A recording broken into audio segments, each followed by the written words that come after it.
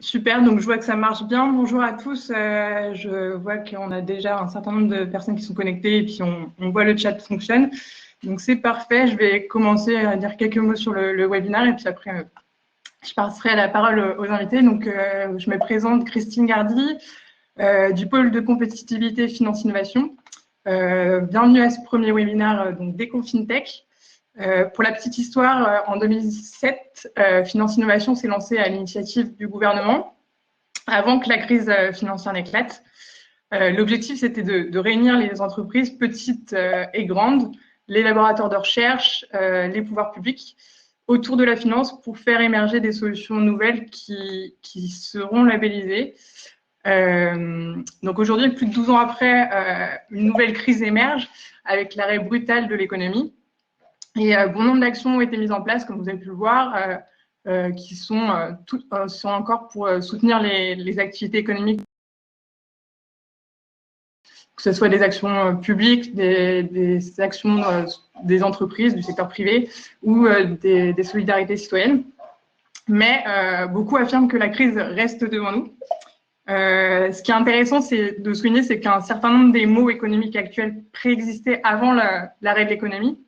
Et en réalité ont été décuplés par cet arrêt. Donc on parle de tensions de trésorerie liées à l'interdépendance de multiples acteurs au travers de la supply chain, des crédits interentreprises, l'intervenance aussi au travers de la globalisation. On parle aussi de vulnérabilité des petits acteurs que sont les indépendants, les TPE, etc. Et donc dans cette situation, tout le monde s'accorde sur l'impératif d'innover. Innover en ayant recours à des solutions dont plusieurs s'étaient lancées avant la crise, en voyant des fragilités économiques. Et Finance a labellisé des solutions innovantes qui sont, Finance Innovation a labellisé des solutions innovantes qui sont aujourd'hui des solutions concrètes à différentes problématiques du moment. Donc sans avoir l'ambition de répondre à tous les maux, d'autres solutions seront certainement à créer. Le pôle peut d'ores et déjà présenter une série d'initiatives financières qui sont applicables dès à présent. Et donc, c'est une série pour rebondir avec la crise que l'on a appelée donc DeconFintech.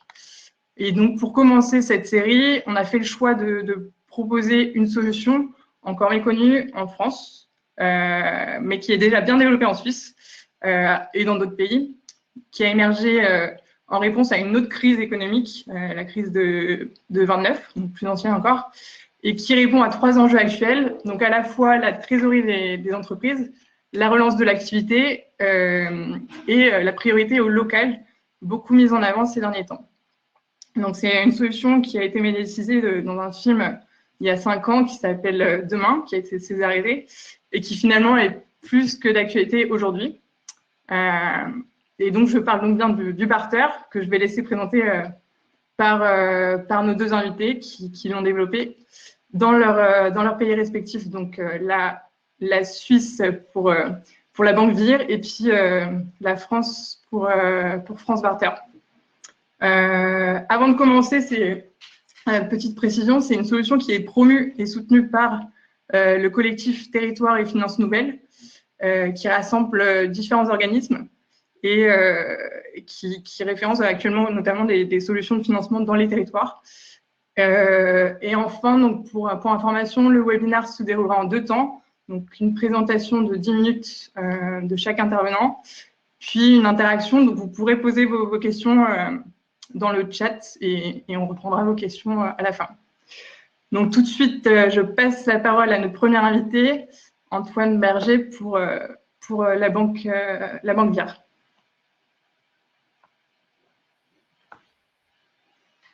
Attendez à de France Barter qui commence, mais il n'y a pas de problème. Vous m'entendez là? Non, Vous m'entendez? On vous entend très bien, Antoine. Ouais. Ok, super, merci. Ravi de partager avec vous cet après-midi. En 2016, j'étais contacté par deux charmants monsieur en France qui m'ont dit, écoute, on vient au mois de septembre en Suisse, on veut venir à Montreux et tout. Je me suis dit, tiens, qu'est-ce qu'ils viennent faire? Il y a plus le festival de jazz. Il n'y avait pas Santana ni Deep Purple, mais il y avait la Banque Vire. Et la Banque Vire était là pour présenter tout le nouveau concept de la banque et puis tout le repositionnement de cette entreprise. Et puis, on a lié contact. Et puis, depuis maintenant 3 ans et demi, on partage régulièrement nos expériences et puis la façon dont le barter peut se développer en France et comment ça se passe ici en Suisse avec l'économie et autres.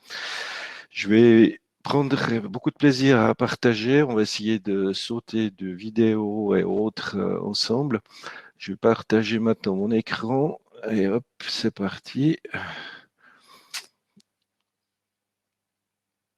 Écran entier. Voilà. Vous me voyez toujours là, c'est bon? Ok, alors j'y vais sur la présentation, sur le PowerPoint. Donc, la Banque Vire, c'est attractif, c'est transparent et c'est numérique. Je vais vous l'expliquer au niveau de la présentation maintenant. C'est une communauté, ça c'est notre logo, quoi. Et puis communauté, valeur ajoutée, et c'est également une banque. Si vous avez des questions, il y aura le chat après, et puis je vous laisse aussi maintenant aussi mon adresse courriel à la banque, ou bien vous me trouvez de toute façon sur LinkedIn. Il n'y a pas de problème, je réponds avec attention et intérêt à vos questions. Voilà, je les laisse 2 secondes, comme ça tout le monde le voit. Ok. Au niveau de l'agenda, j'ai planifié ces 10 minutes sous la forme, qu'est-ce que c'est que la Banque Vire, comment fonctionne cette communauté, et puis pour commencer une courte vidéo. Alors je pense que je dois couper mon écran si je me souviens bien maintenant. Hein. Tac, je reviens ici, et puis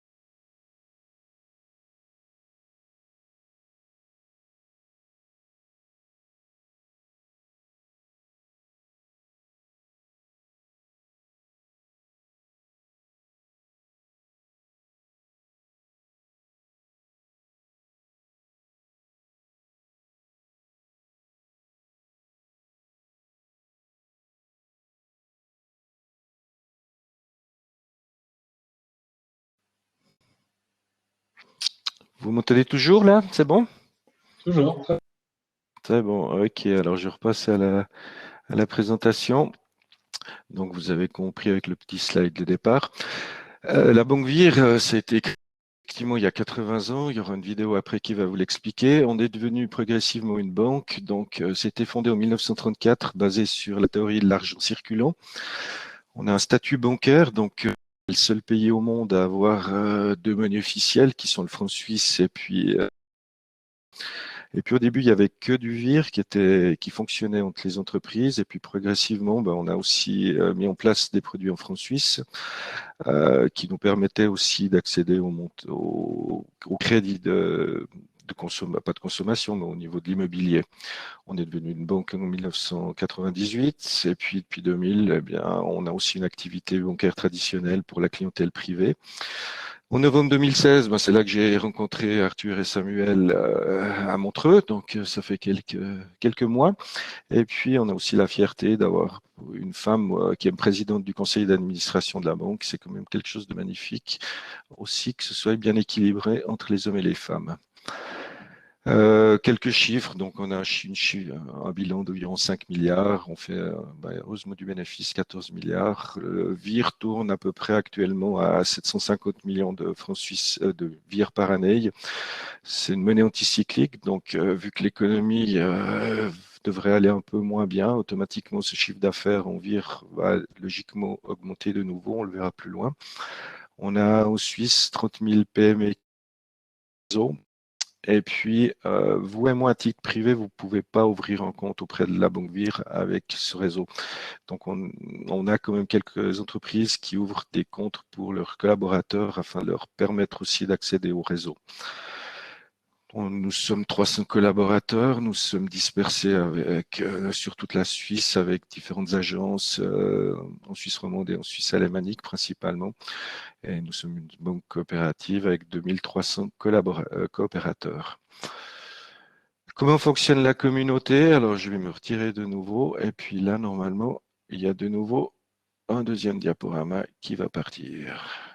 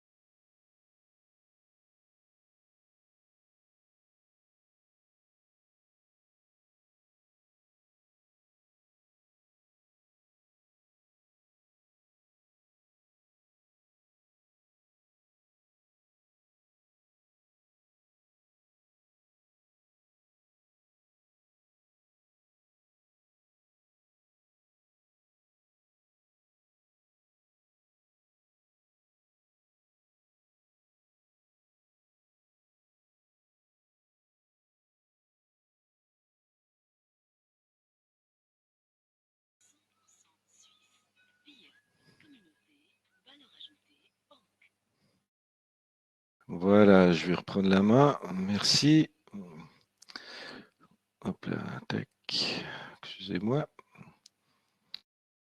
Et donc la communauté, on l'a vu maintenant. Donc c'est un petit peu expliqué là dans le sujet. Comment est-ce que la banque, comment est-ce que les gens peuvent accéder à ce VIR et comment est-ce qu'il arrive sur le marché? Eh bien, en Suisse, là, on a mis en place, c'est via des crédits de construction. Donc, ça s'adresse aussi bien aux privés, soit aux entreprises qui viennent vers nous et puis qui nous disent, OK, ben, j'avais quelque chose j'ai un bien à construire, une maison, une halle commerciale. Et puis là, je vous ai mis un exemple, le montant est de 600 000 francs de budget pour la construction. La banque, après tous les contrôles nécessaires, va dire OK, on va vous prêter cet argent. Donc, on va prêter une grosse partie de cette somme en francs suisses avec un taux d'intérêt qui est très attractif, qui est à 0,5%. Et puis, une autre partie à 50 000 vires à 0%, donc, ou même des fois en taux négatif actuellement. Et puis, qu'est-ce qui va se passer après? Eh bien, l'architecte ou l'entreprise générale, comme on l'appelle ici, va répartir ces montants lors des adjudications auprès des artisans qui vont intervenir dans cette construction. Et c'est via le domaine de la construction que cette monnaie, maintenant, elle arrive sur le marché. Et puis après, ces artisans, comme c'est expliqué dans la vidéo, vont commencer à aller chez leurs fournisseurs, à aller chez après peut-être au restaurant, à acheter un véhicule ou autre. Donc, c'est vraiment la base pour la banque pour mettre de l'argent sur le marché. C'est un instrument marketing et financier. Donc là, je vous ai mis un slide avec deux situations. La situation du haut, bah, c'est une situation où c'est une entreprise qui fait pas partie du réseau VIR. Et en bas, bah, c'est une entreprise qui a ses clients habituels, mais qui, grâce au réseau, peut atteindre d'autres clients qui sont des clients VIR. Dans ces deux situations, effectivement, ce qu'on va essayer partout de faire, c'est de développer du chiffre d'affaires. Donc, vu qu'en bas, vous avez des clients VIR supplémentaires, vous allez pouvoir faire un peu plus de chiffre d'affaires pour votre entreprise. Où on est attentif et ce qu'on conseille, c'est de limiter aussi le chiffre d'affaires en VIR annuellement parce qu'il y a toujours des charges incompressibles qui sont, quels que soient les pays, les mêmes. Hein. C'est les loyers, c'est les salaires, c'est la TVA et autres qui doivent, en tout cas en Suisse, être toujours payés en francs suisses. Donc, et c'est des grosses charges. Donc, on va dire aux entreprises, faites OK, du VIR, mais n'en prenez pas que raisonnablement, sauf si vous savez exactement comment vous allez les placer de l'autre côté. Après, ben, effectivement, ben, avec ce chiffre d'affaires qui a été développé, ben, ils vont payer les charges fournisseurs et autres en espérant en finalité de faire un bénéfice. C'est l'objectif de toute entreprise. Et puis, vu que les clients du bas, ils ont des clients un peu plus supplémentaires avec les clients VIR, ben, ils vont pouvoir générer plus de bénéfices globalement. Comme vous voyez, les VIR qui sont utilisés après sont réutilisés, qu'ils ont reçus vont être réutilisés auprès des 30 000 entreprises qui font partie de ce réseau. Donc c'est comme ça que ça se développe, c'est comme ça qu'en finalité, ça apporte un soutien au niveau de l'activité économique. L'ouverture d'un compte auprès de la banque, elle est gratuite au niveau de l'entreprise et la banque va ouvrir deux relations bancaires, un compte courant en VIR où là, au départ, on va pouvoir mettre à disposition des clients également une limite de crédit en blanc de 10 000 vires sans intérêt. Donc, ça leur permet déjà de développer leur activité au départ et de dire, OK, ben, j'ai déjà des fournisseurs, je peux déjà les utiliser au lieu d'utiliser du franc suisse ou de l'euro, par exemple. Et puis, ils vont rembourser au fur et à mesure, dans un délai qui est libre, les 10 000 vires qu'on va leur remettre. Et puis, de l'autre côté, un compte courant en francs suisses qui est utilisé comme un compte courant traditionnel. Après, il peut aussi y avoir toutes les monnaies étrangères et puis deux charges qui sont facturées au niveau des entreprises par la banque. La provision sur le chiffre d'affaires, comme on l'appelle, c'est notre marge, elle est de 2%. On doit aussi gagner notre vie. Donc, à chaque fois qu'il y a une transaction en VIR qui est effectuée, chaque fois qu'une entreprise reçoit un montant en VIR, on lui facture le 2% en francs suisses de l'autre côté. Et puis le deuxième pack, le pack pour PME de 150 francs qui comprennent toutes les prestations bancaires habituelles, Internet banking, les cartes de débit, les applications, il y a de la publicité gratuite, publicité gratuite et autres. Donc, c'est la structure bancaire qui est mise en place. Certaines sociétés, comme je l'ai cité au début, ont des comptes aussi pour les employés. Donc, on ouvre à la base uniquement des comptes d'entreprise. Et puis après, les entreprises peuvent éventuellement ouvrir des comptes employés.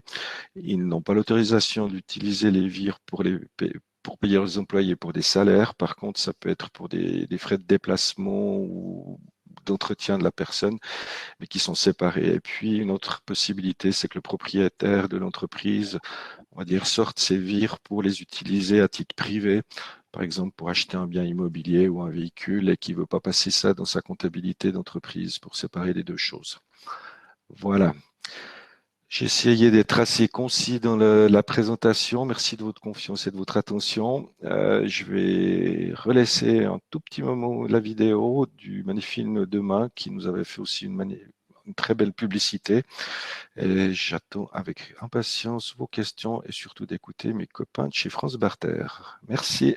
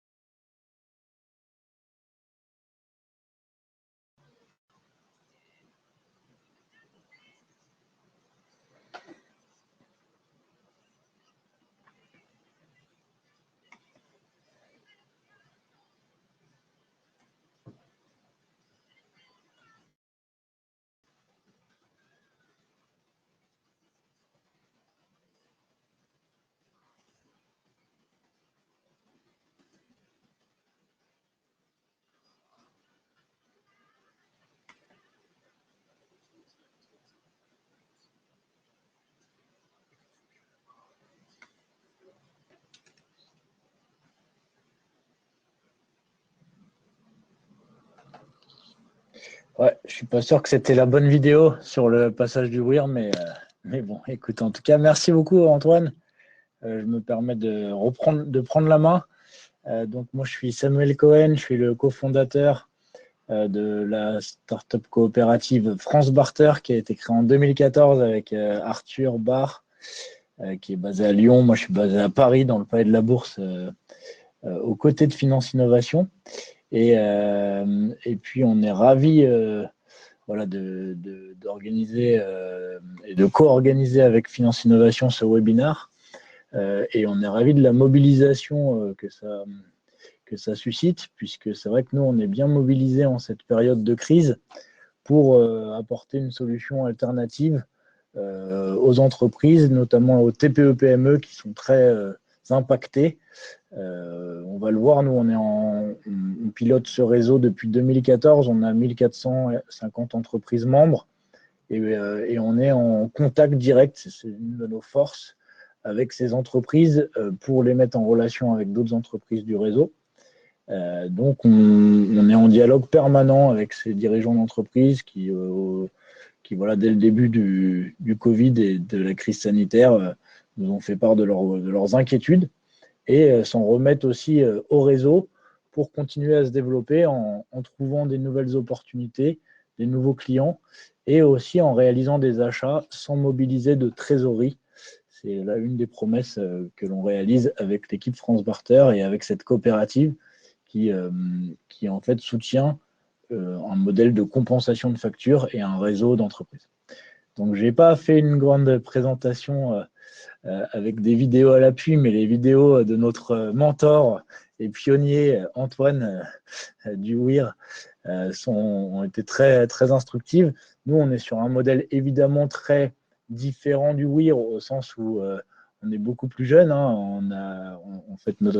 On souffle notre 5e bougie cette année. On n'a pas du tout le statut d'établissement bancaire. On est une start-up fintech.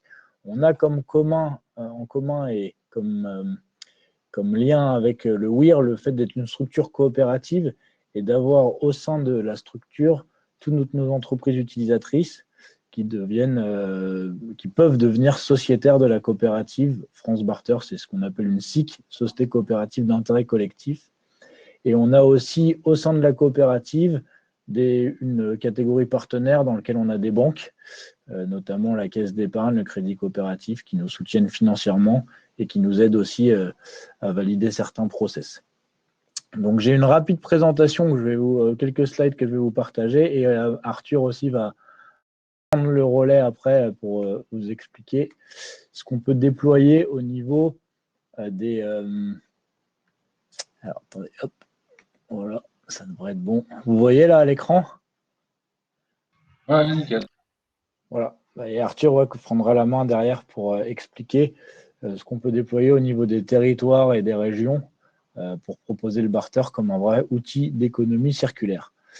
Donc voilà, le constat de départ, pour faire vite, c'est que 90% des entreprises n'utilisent pas leurs actifs à 100%, qu'elles ont des actifs, ce qu'on appelle des actifs dormants, où elles ont du temps machine disponible, où elles ont des compétences au sein de leur entreprise, des locaux, des stocks, des invendus qu'elles peuvent tout à fait proposer au cours de l'année.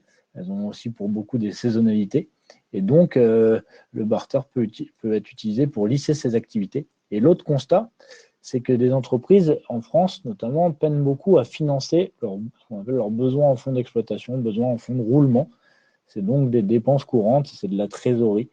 En France, les banques font bien le travail et financent bien ce qu'on appelle le haut de bilan. Mais pour toutes ces dépenses courantes, c'est un peu moins évident puisqu'une banque, elle ne finance pas, par exemple, des ressources commerciales, l'achat d'un fichier de prospection, un stand sur un salon, de la communication. Donc voilà. Donc la solution, c'est de créer une place de marché de financement de pair à pair, où c'est des entreprises qui vont s'acheter des prestations les unes aux autres et qui vont être payées avec une unité de compte qu'on appelle le barter. Un barter égale 1 euro. Ce n'est pas une monnaie au sens juridique du terme, au sens où il n'y a pas de convertibilité dans ce barter. C'est vraiment une unité de mesure. Un barter égale 1 euro. Donc, une entreprise a besoin d'une prestation, elle demande un devis, qui est un devis classique libellé en euros. Et ce qui diffère, c'est le mode de paiement de cette prestation. Au lieu de payer cette prestation en numéraire, par virement bancaire ou par chèque, elle va payer avec son compte barter. Donc, chaque entreprise, quand elle rejoint le réseau, elle met en ligne ses offres et ses besoins et elle va avoir un compte barter qui va lui être attribué. Et donc, je vous montre à quoi ça ressemble sur la plateforme. Si vous voyez toujours mon écran, normalement, on va basculer sur le compte d'un membre du réseau France Barter qui s'appelle ProDurable. Je ne sais pas si vous avez mon écran toujours à la vue. Oui, tout est bon. Ok. Donc voilà, j'ai demandé à Cécile, qui est la directrice de ProDurable, qui est une société qui organise un salon ProDurable porte-maillot. Et très souvent, elle m'avait dit que quand elle organise des salons, elle a une centaine de stands et ils ne sont pas tous vendus. Donc elle me dit, moi j'ai tout intérêt sur mes invendus de stands à pouvoir le proposer via la plateforme France Barter à des entreprises qui seraient ravies de se financer un stand sur ce salon de 2 jours qui a lieu au Palais des Congrès et qui génère vraiment beaucoup de passages. Donc, elle a créé son compte sur France Barter. Donc, vous voyez, elle rejoint une communauté qui compte aujourd'hui 1430 membres, 1940 offres. Sur les 2 dernières années, on a généré plus de 2 500 000 de volume de transactions. Très faible par rapport à nos idoles du WIR, mais ça reste quand même non négligeable. Et puis, elle a un compte barter qui a été ouvert avec une possibilité d'aller jusqu'à moins 12 000 barters. Ici, vous voyez, et aussi de son potentiel de vente qui a été estimé à 15 000 barters, puisqu'en fait, son offre c'est un stand sur le salon qu'elle a mis en vente à 3500 barters.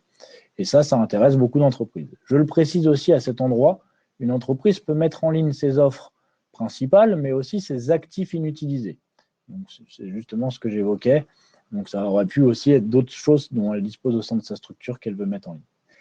Évidemment, l'autre clé d'entrée sur le réseau, comme c'est de l'échange, c'est de caractériser ses besoins. Donc, notre membre ProDurable avait plusieurs besoins en publicité, achat de fichiers, pour faire de l'emailing, de l'impression pour imprimer ses catalogues sur le salon et de la location de meubles et de matériel pour les salons. Et donc, elle a eu plusieurs mises en relation avec plusieurs membres du réseau.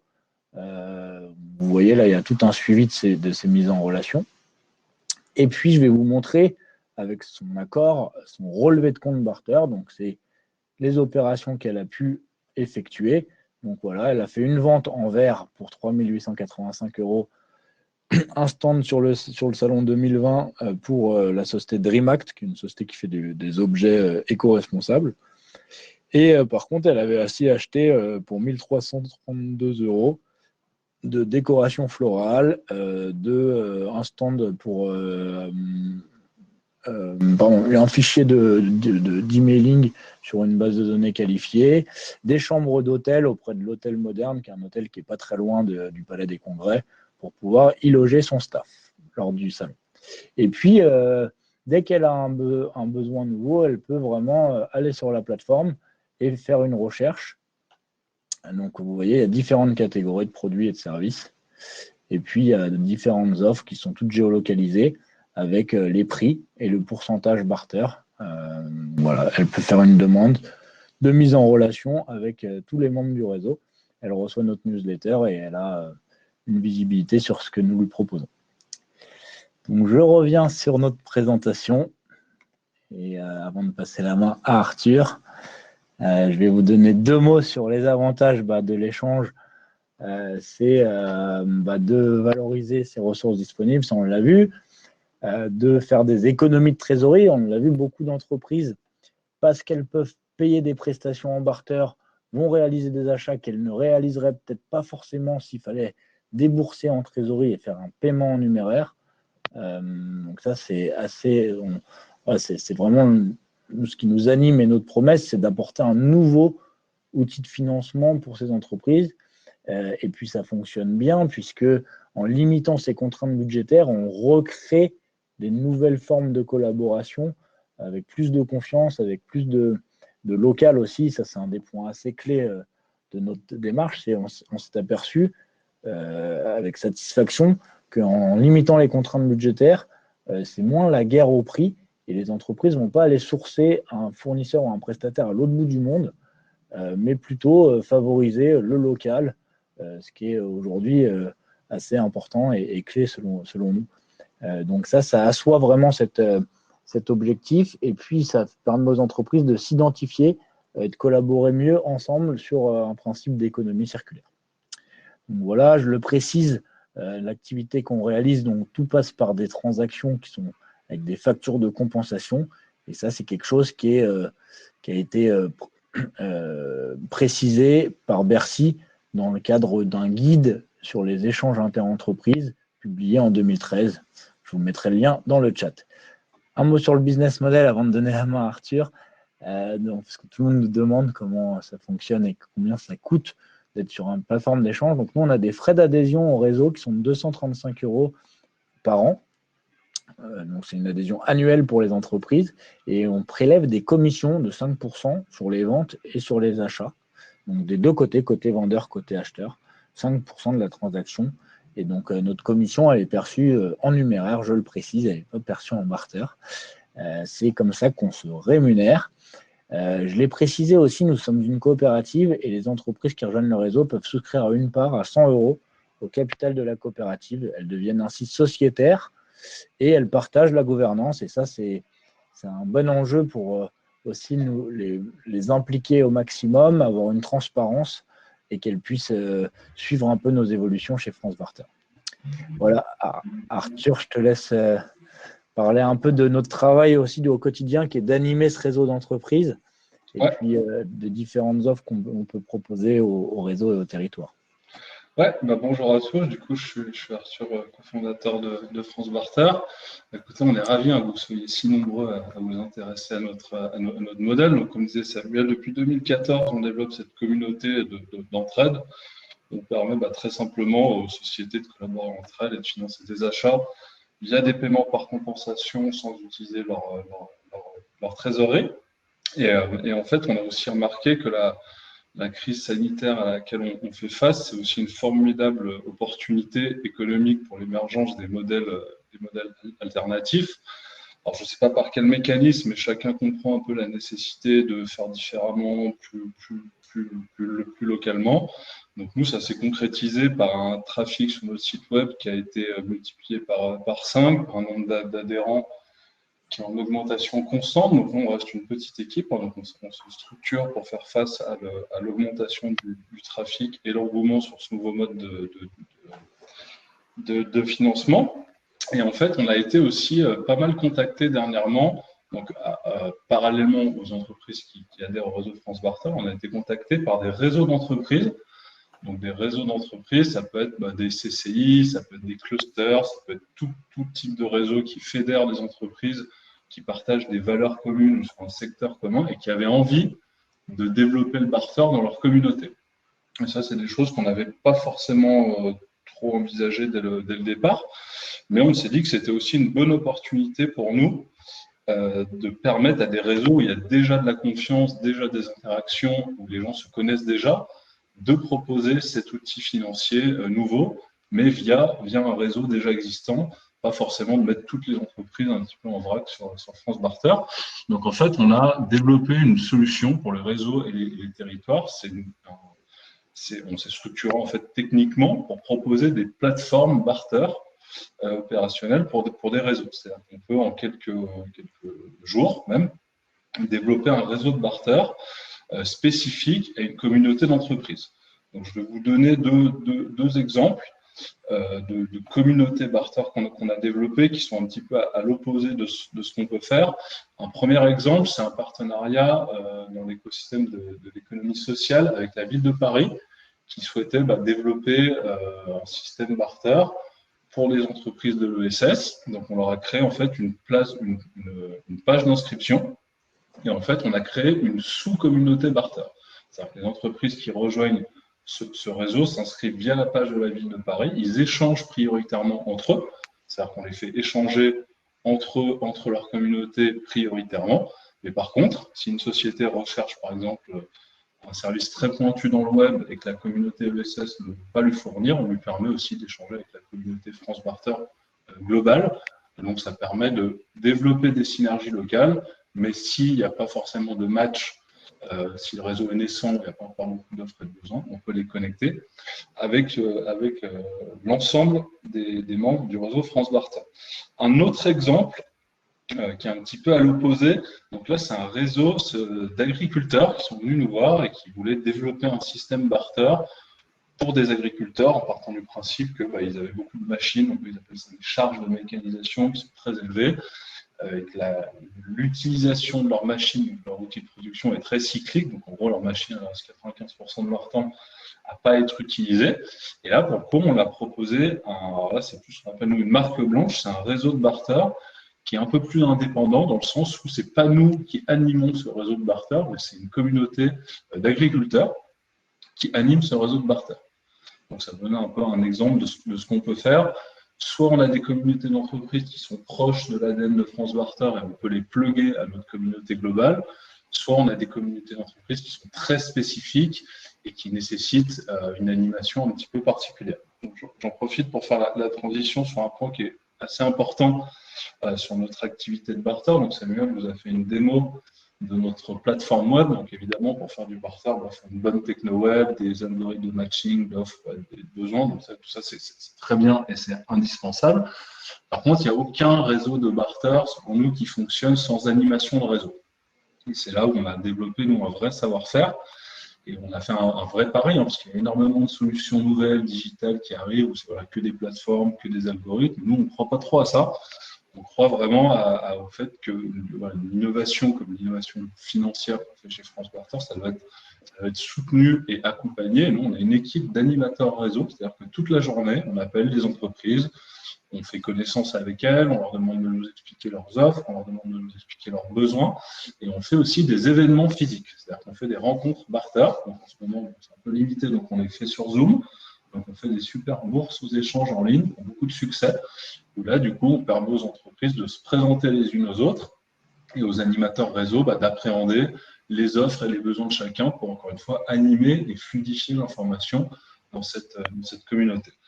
Pour donner un exemple très concret de ce qu'on peut faire pour une CCI, par exemple, on a 2 réseaux qui sont en déploiement, où on fait une place de marché barter pour une CCI et où on s'occupe également de l'animation du réseau. C'est-à-dire qu'on va animer le réseau d'entreprise et on va organiser avec les chargés d'affaires de la CCI une rencontre barter, on va les former à l'animation de réseau et on les aide, on leur donne un peu la main dans l'animation du réseau parce que c'est un vrai métier. Eux, ils n'ont pas forcément le temps d'apprendre tout ça. Donc, comme ils avaient besoin d'une solution opérationnelle directe, ils ont opté pour cette option. Alors, on leur fait une place de marché et on met certains de nos animateurs à dispo pour les aider à fluidifier tout ça. Voilà sur ce qu'on peut faire pour les réseaux existants. Je pense qu'on peut peut-être laisser, j'ai vu qu'il y avait pas mal de questions. Je ne sais pas, Christine, si tu veux soit reprendre la main, soit… Ouais. Je vais juste reprendre la main et puis merci à tous les deux du coup pour votre présentation. Je pense qu'on a balayé pas mal de points.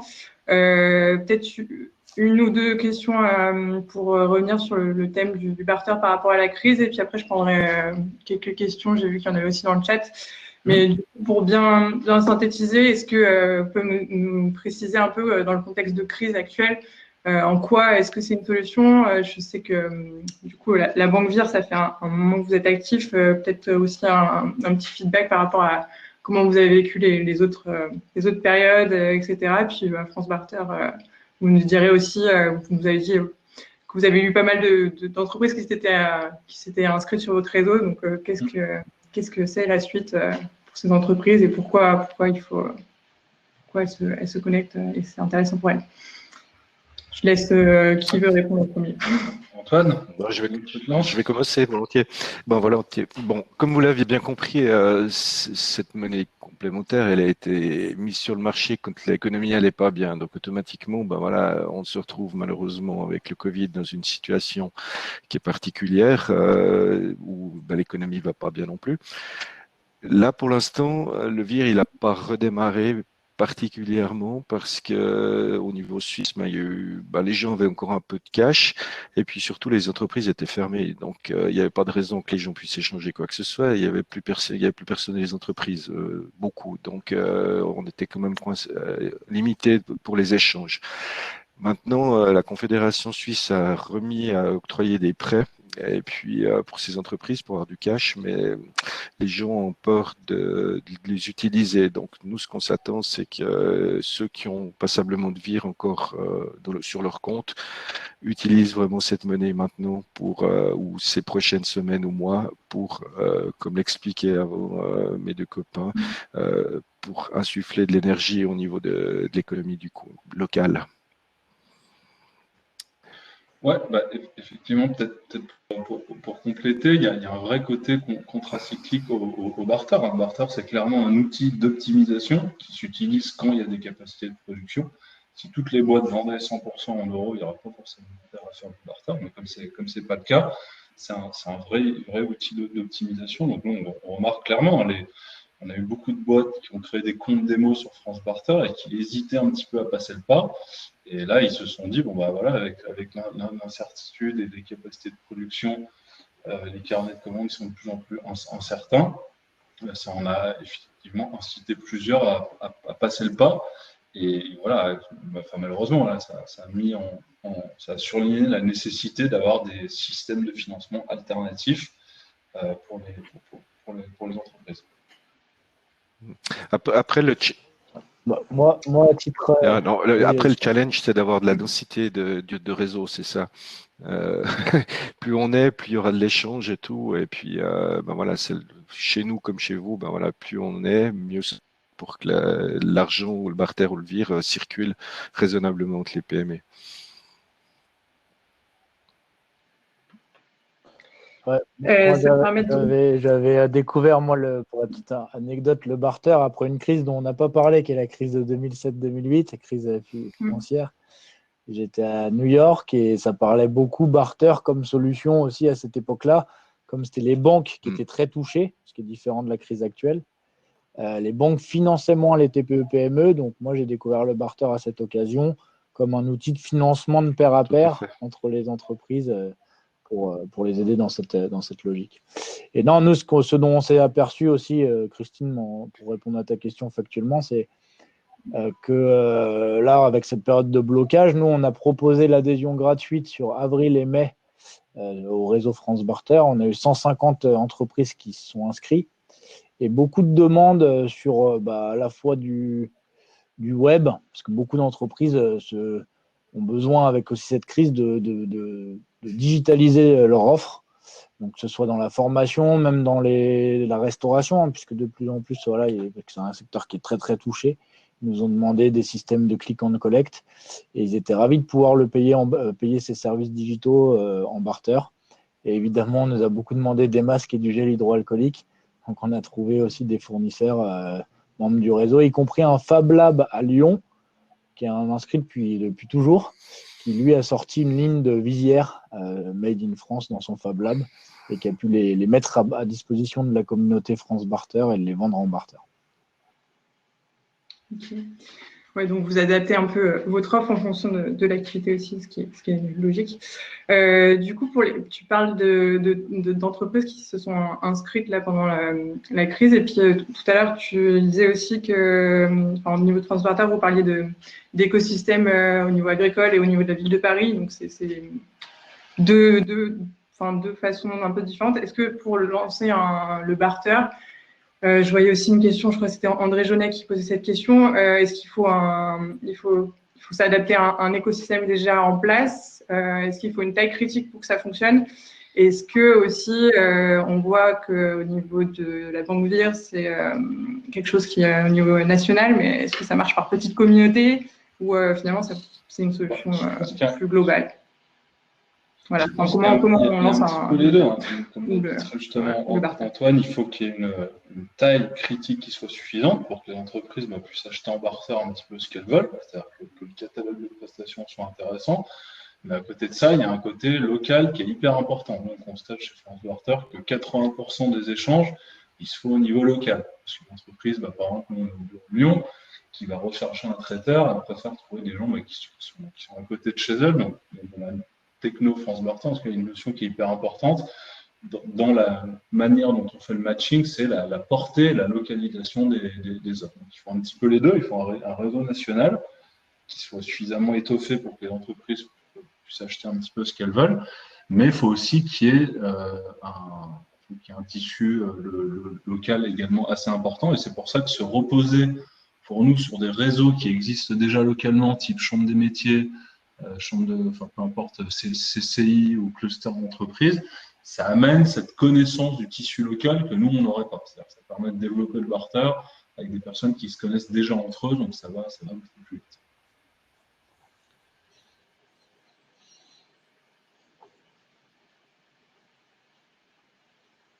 Prends le micro. Voilà. Non, je rebondis. Après, il y a une question aussi de des producteurs.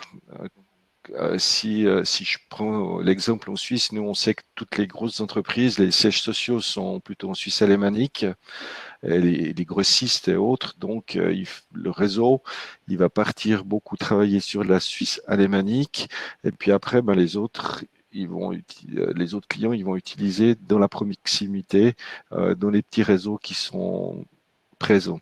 Après, on essaie de travailler effectivement aussi comme vous avec des chambres immobilières, les présenter et tout, leur montrer aussi l'attractivité de travailler très local, et ça se passe relativement bien.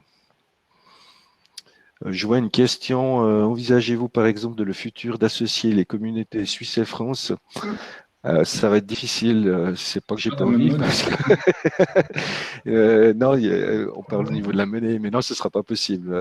C'est une question, je pense aussi. Nous, on est une monnaie nationale, on est reconnu, c'est imposable au niveau de l'État, donc les gens doivent déclarer ça au niveau des impôts et autres. Après, il y a des questions de cours de change aussi. Vous êtes basé sur l'euro, nous on est basé sur le franc suisse à 1,1, donc après, ça pourrait être un petit peu compliqué. C'est pas que j'ai pas envie, mais je crois que ce serait difficile.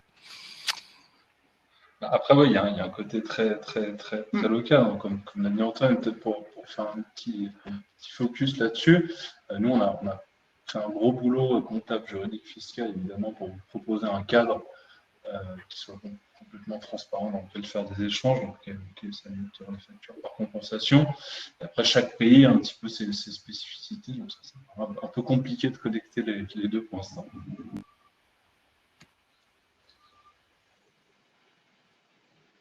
Et puis, on a des sociétés qui vendent du chocolat sur France Barter, des montres, et on a même un hôtel au ski.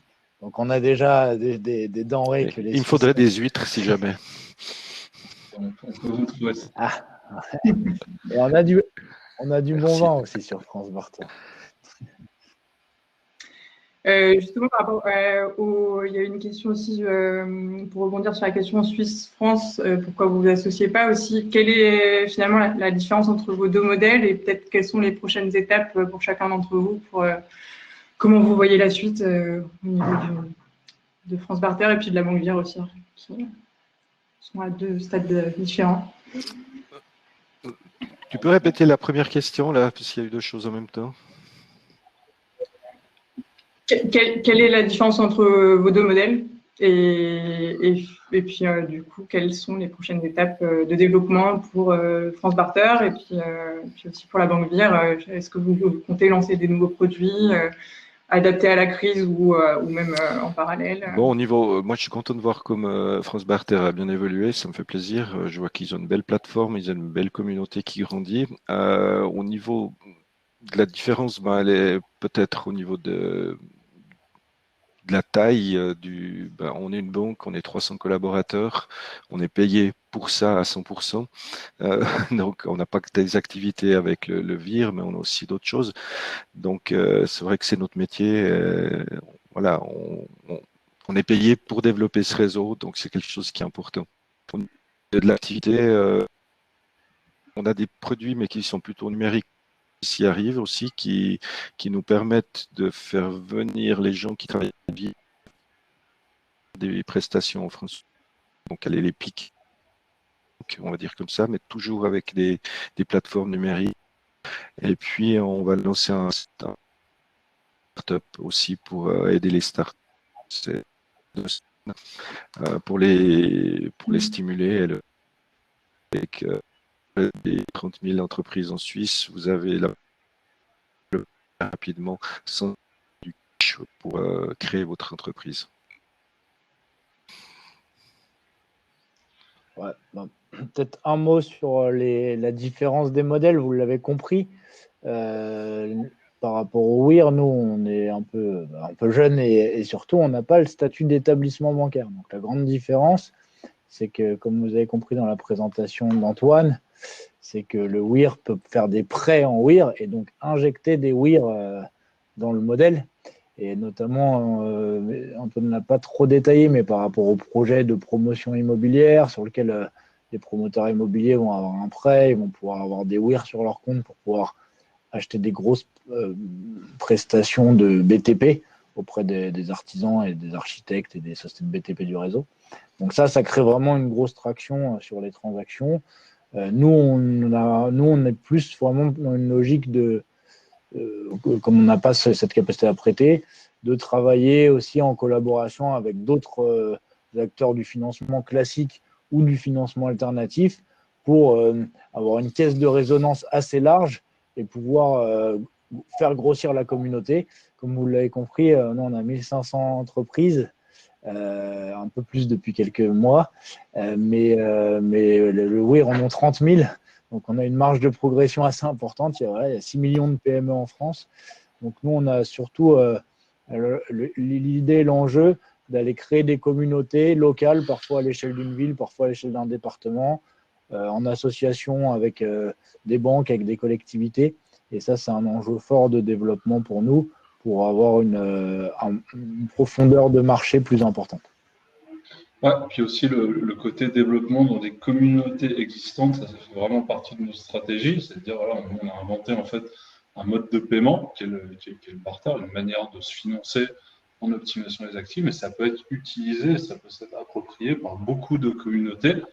Et donc, ça fait partie un peu aussi de notre stratégie, c'est d'ouvrir des communautés où nous, on propose la techno, l'animation, mais on laisse en fait les membres s'approprier le barter dans des usages que l'on n'aurait pas forcément imaginés, typiquement dans l'industrie, des choses comme ça, qui ont l'air aussi assez friands de ce modèle, mais dont on n'avait pas forcément imaginé les usages. Je vois qu'il y a une question, il y a quelqu'un qui demande s'il y a des collectivités publiques adhérentes pour leurs propres achats. Alors pour l'instant, non, mais ce n'est pas inenvisageable parce qu'une coopérative, ça permet d'inclure une collectivité dans son fonctionnement. Et on n'est pas fermé à la possibilité. Une collectivité pourra très bien s'inscrire, proposer des salles de spectacle, des auditoriums, et une collectivité, elle achète plein de choses, hein, pour éventuellement participer au réseau sans problème. Et il y avait une autre question sur le statut, le système réglementaire et le statut juridique. Donc nous, on a fait partie, donc on est labellisé Finance Innovation et on a fait partie des débuts de l'association France FinTech qui a créé un petit lobbying pour aller questionner l'ACPR et l'AMF sur le cadre juridique des nouvelles startups qui innovent dans la finance. Et donc, voilà, la voie est libre avec le guide ministériel publié en 2013 et les demandes qu'on a pu placer auprès des autorités des marchés financiers. Il n'y a pas besoin d'un agrément spécifique pour être une chambre de compensation et organiser un modèle de barter. Je vois qu'il y a une question sur la blockchain, c'est peut-être un peu technique ici, mais oui, on est en train d'investiguer assez fortement. Il y a une similarité, on va dire, d'approche dans le système décentralisé. Donc, effectivement, on est en train de voir comment on peut implémenter du blockchain au cœur de transactions de France Barter. Ça, du coup, je vous invite à nous écrire en privé pour poursuivre la discussion un peu technique sur ce sujet. Merci à tous les trois, du coup, parce que qu'on est sur ce webinaire.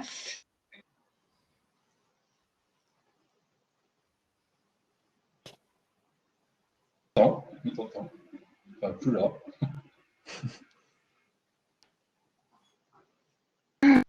On a perdu Christine pour le moment.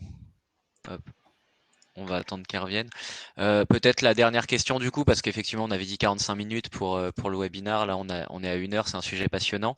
Peut-être la question, donc la plateforme communautaire permet-elle des échanges autres, type utilisation des machines sous-utilisées, si vous voulez répondre. Eh bien, tout à fait, c'est ce qu'a montré Samuel tout à l'heure quand une entreprise explique ses actifs sur France Barter. Donc, dans l'exemple d'une agence web, elle va dire moi, j'ai du temps de développement pour créer des sites web marchands, du temps pour faire du graphisme, des applications mobiles. Ça, c'est ses actifs, ce produit fini. Mais on lui permet aussi de mettre en ligne ses actifs inutilisés. Et c'est ce qu'on entend nous par actifs inutilisés. Ça ne va pas être ce qu'est le produit, mais ça va être par exemple ses salles de réunion, ça va être un véhicule qu'elle n'utilise pas à 100%. Donc, ce n'est pas ce qu'elle produit, mais c'est sa capacité, vraiment ses actifs inutilisés. Donc, tout à fait, les entreprises qui s'inscrivent, elles peuvent mettre leurs produits finis de biens et de services, mais elles peuvent aussi mettre leurs actifs inutilisés, qu'elles peuvent échanger également au même titre que leurs produits finis. Parfait. Eh bien, merci à tous. J'espère que ce premier webinaire vous a intéressé, vous a passionné. Vous étiez nombreux et vous avez bien participé sur le chat, donc j'imagine que oui. N'oubliez pas que l'intégralité du replay du webinaire sera disponible dès la fin de celui-ci. Si vous avez des questions pour les intervenants, donc vous pouvez effectivement les contacter sur LinkedIn. Voilà. Alors, on va annoncer aussi en exclusivité le prochain webinaire Finance Innovation qui sera donc le jeudi 4 juin à la même heure pour découvrir une solution de financement CIR C2I. On fera la communication officielle dès demain, mais vous pouvez déjà le bloquer dans votre agenda. Voilà. Merci à tous les intervenants et merci à vous d'avoir assisté à ce premier webinaire. Et à très bientôt. Merci. Merci à tous. Bonne Antoine. journée. Merci. À très bientôt. J'ai mis mon mail dans le chat pour ceux qui ont des questions techniques, blockchain et compagnie. N'hésitez pas. Mais ils ont des tarifs là encore, hein, s'ils s'inscrivent chez vous maintenant. Hein. C'est bon, il faut y aller alors. Jusqu'à la fin mai, adhésion offerte. Alors, il faut Ouais, y aller. D'accord. Bon, merci à tous en tout cas. À bientôt, on se recontacte. Hein. Merci, au revoir. Au revoir. Ah, on a retrouvé Christine.